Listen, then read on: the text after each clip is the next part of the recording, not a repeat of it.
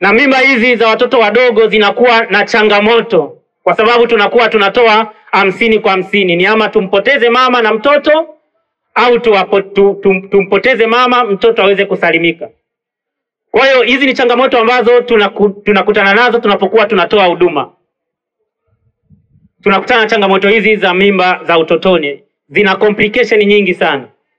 Kwa hiyo kwa wadogo zangu hasa wasichana,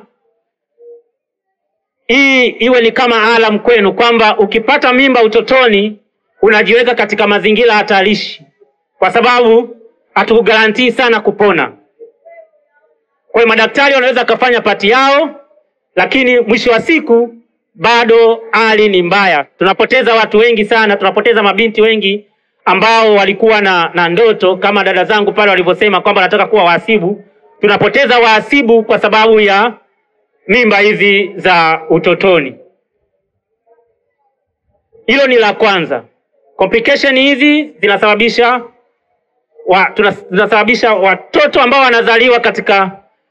wanazaliwa na mama wenye umri mdogo. Hata kama akizaliwa salama kunakuwa na complication nyingi kwa watoto. Wanazaliwa watoto wenye vichwa vikubwa, wanazaliwa watoto wenye matatizo mbalimbali ya kiafya kulingana na umri ule.